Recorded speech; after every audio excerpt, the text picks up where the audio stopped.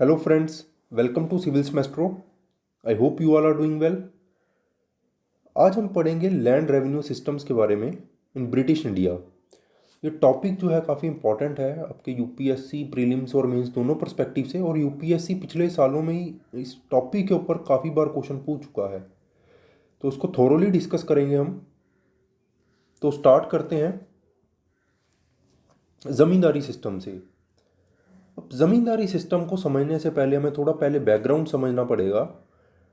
ज़मींदारी system से पहले इजारेदार system होता था। एक इजारेदार सिस्टम के अंडर जो रेवेन्यू कलेक्शन थी वो एनुअली बेस्ड थी, कि एनुअली जो है रेवेन्यू कलेक्ट किया जाता था।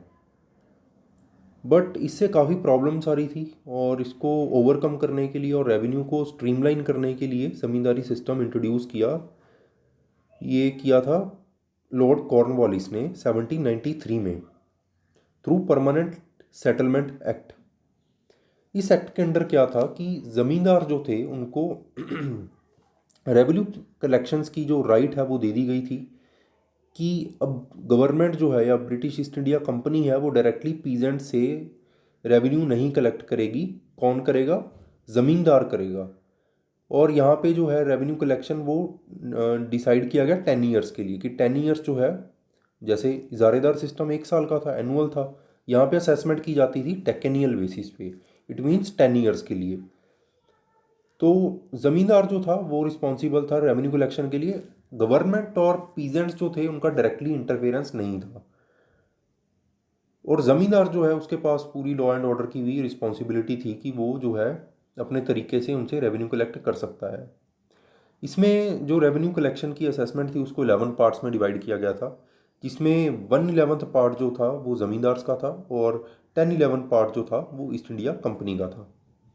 अब इसको हम एक प्रोविज़न इसके डिस्कस कर लेते हैं। जैसे मैंने आपको बताया, ये इंट्रोड्यूस किसने किया था?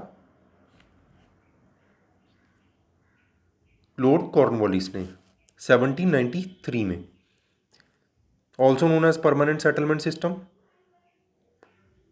Then, to streamline the revenue of East India Company, zamindari system was introduced and settlement period changed from annual to decennial. Introduce कौन कौन से एरिया में होता है ये भी आपने याद रखना है, बंगाल, बिहार एंड उड़ीसा।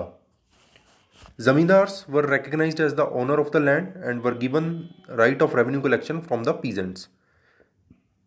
की रेवेन्यू कलेक्शन की राइट्स किसके पास आ गई थी? जमींदार्स के पास। 1/11 जो पार्ट था वो जमींदार्स को जाता था, 10/11 किसके पास जाता था? ईस्ट इंडिया कंपनी के पास। जमींदार सिस्टम के बाद जो था सिस्टम रैयतवाड़ी। रैयतवाड़ी का मतलब है, रैयत का मतलब है बेसिकली पीजेंट।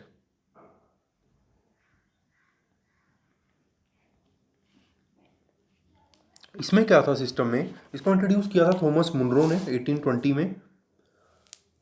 अब इसमें ज़मींदार जो थे वो रेवेन्यू कलेक्शन नहीं कर रहे थे। गवर्नमेंट जो है वो किससे डायरेक्टली रेवेन्यू कलेक्ट कर रही थी? पीजेंट से। यहाँ पे वेरी करता था रेवेन्यू जो है, जहाँ पे इरीगेटेड वेल इरीगेटेड एरियाज है वहाँ से 60% रेवेन्यू लेती थी गवर्नमेंट, और जो ड्राई एरियाज थे वहाँ से 50% लेती थी। अब जैसे इजारेदार सिस्टम 1 साल के लिए था, ज़मींदारी सिस्टम 10 साल के लिए था, यहाँ पे जो रेवेन्यू असेसमेंट है रैयतवाड़ी में ये 30 ईयर्स के लिए था, 30 साल के लिए। इसको पढ़ लेते हैं हम थोरोली। थॉमस मुनरो ने स्टार्ट किया 1820 में। ओनरशिप ऑफ लैंड किसके पास थी? फार्मर्स के पास डायरेक्टली थी। गवर्नमेंट जो थी कलेक्ट करती थी पीजेंट से। इंट्रोड्यूस किया था मद्रास में इनिशियली, एंड बाद में इसको एक्सटेंड कर दिया गया था Assam, Bombay, parts of Bengal, Coorg etcetera. Revenue मैंने आपको बताया 60% इरीगेटेड लैंड, 50% ड्राई लैंड।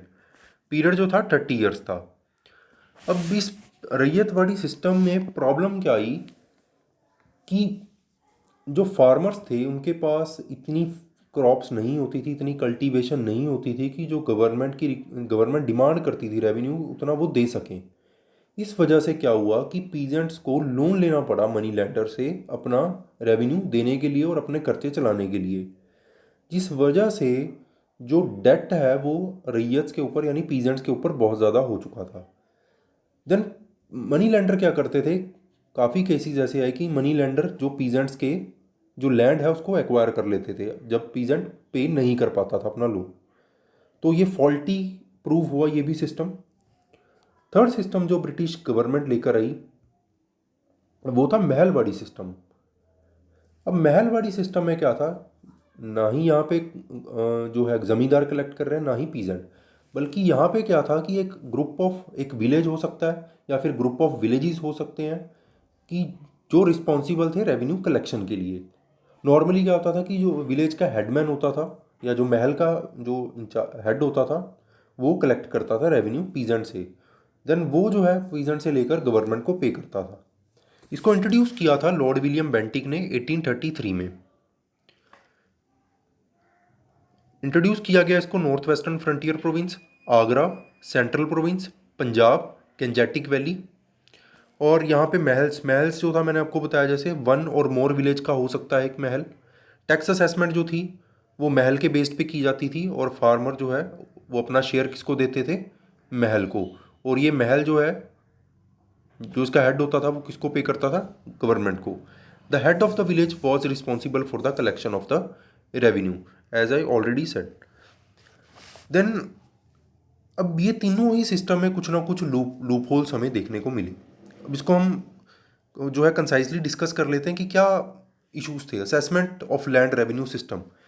अब मेन इसमें क्या था कि लैंड जो थी वो प्राइवेट प्रॉपर्टी बन चुकी थी। दूसरा क्या था कि कमर्शियलाइजेशन होगी एग्रीकल्चर की। क्यों, अब टैक्सी ज़्यादा होने के कारण फार्मर जो है वो कैश क्रॉप्स प्रोड्यूस करने लगे थे। कैश क्रॉप्स की जब प्रोड्यूस करने लगे तो फूड क्रॉप्स की खेती जो थी वो कम होगी, जिसकी वजह से फूड शॉर्टेजेस होने लगी। और अल्टीमेटली क्या हुआ कि फेमाइंस जो थी वो हमें देखने को मिली। देन कैश पेमेंट से मैंने आपको जैसे बताया कि रैयतवाड़ी सिस्टम में ऐसा हुआ कि फार्मर जो थे वो उनके ऊपर डेट काफ़ी हो गया था और मनी लैंडर जो थे उनकी लैंड एक्वायर कर लेते थे जब वो टाइमली नहीं पे कर पाते थे अपना लोन। देन हाई रेवेन्यू जो था यहाँ पे जो पे करना पड़ता था फार्मर्स को, उसमें क्या हुआ कि वो ज़्यादा पॉवर्टी के अंदर जो थे चले गए जो फार्मर्स थे। और इससे क्या हुआ कि डिटीरियोरेशन हुई एग्रीकल्चर की। Then absentee landlordism. इसका मतलब क्या है कि जो लैंडलॉर्ड्स थे, ज़मींदार थे जो, वो क्या करते थे कि वो सिर्फ उनका काम क्या था कि रेवेन्यू कलेक्ट करना। प्रोड्यूस किसने करना, फार्मर ने। तो प्रोड्यूस करना रिस्पॉन्सिबिलिटी लैंडलॉर्ड्स की या ज़मींदार्स की नहीं थी। और कई बार वो हार्श जो है मेजर्स लेते थे पीजेंट से कलेक्ट करने के लिए।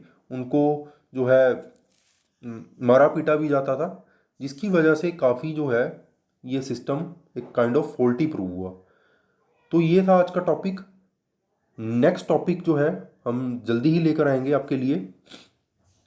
और आपको ये लेक्चर कैसा लगा आप हमें कमेंट करके बता सकते हैं कमेंट सेक्शन में। इसके अलावा एक चीज़ और, टेलीग्राम चैनल जो है हमारा आप ज्वाइन कर सकते हो, जिसका लिंक जो है उसको लिंक जो है आपको डिस्क्रिप्शन में मिल जाएगा। टेलीग्राम ग्रुप में हम डेली जो है क्विज कंडक्ट करवा रहे हैं, आप भी उसमें पार्टिसिपेट कर सकते हो। So that's it for today. Thank you so much.